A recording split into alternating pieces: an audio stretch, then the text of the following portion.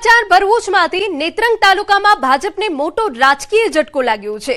જિલ્લા પંચાયતના માજી સદસ્ય વર્ષાબેન દેશમુખે ભાજપને અલવિદા કહી કોંગ્રેસનો હાથ પકડી લીધો છે।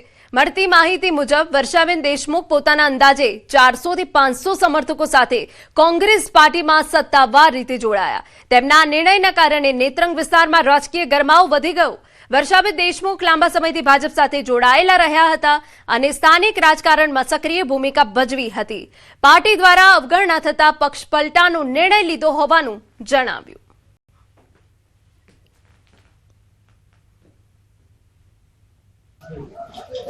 કોંગ્રેસમાં જોડાઉં છું અને મારા સમર્થકો મને કહે છે એટલે હું જોડાઉં છું। મેં જ્યારે ભારતીય જનતા પાર્ટીમાં ભાજપનો ભગવો લહેરાયો હતો, આજે એ પાર્ટીએ મારી કદર કરી નથી એટલે મને ખૂબ દુઃખ થાય છે। એટલે હું આ ભારતીય જનતા પાર્ટી છોડીને કોંગ્રેસમાં જોડાઉં છું।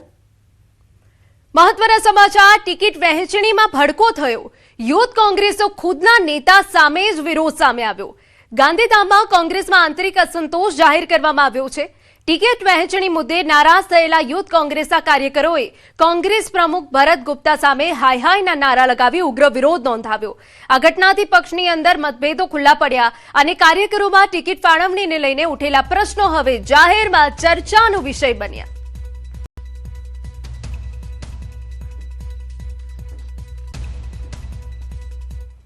સમાચાર રાજકોટમાંથી ચૂંટણી પહેલા ભાજપને મોટો ઝટકો।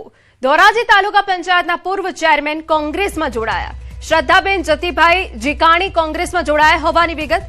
ભાજપ છોડી પતિ સાથે કોંગ્રેસો ખેસ ધારણ કર્યું। ખેડૂત વિરોધી નીતિથી કંટાળીને પક્ષ છોડ્યાનો દાવો કર્યો।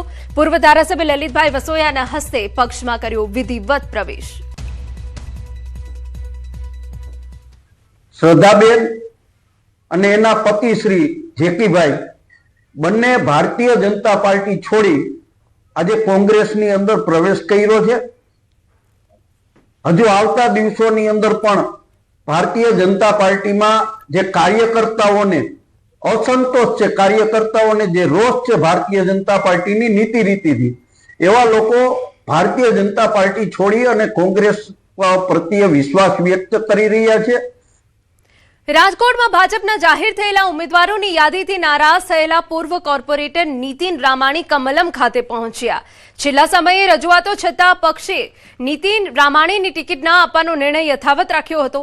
વોર્ડ નંબર 13માં નીતિન રામાણીના બદલે પંકજ લુણાગરિયાને ટિકિટ આપવામાં આવી, જેના કારણે અસંતોષની લહેર જોવા મળી।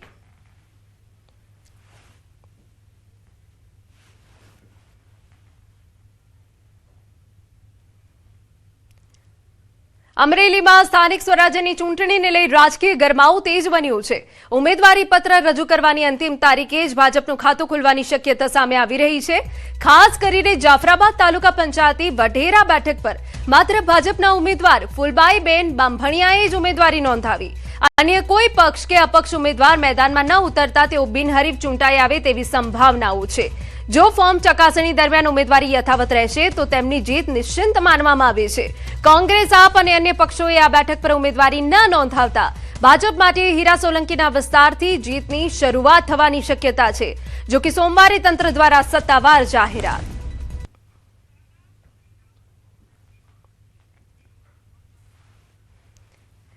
તો વઢેરા બેઠક પર ભાજપનું ખાતું ખુલવાની શક્યતા છે, જો કે આ બેઠક ઉપર સત્તાવાર જે જાહેરાત છે સોમવારે થઈ શકે છે।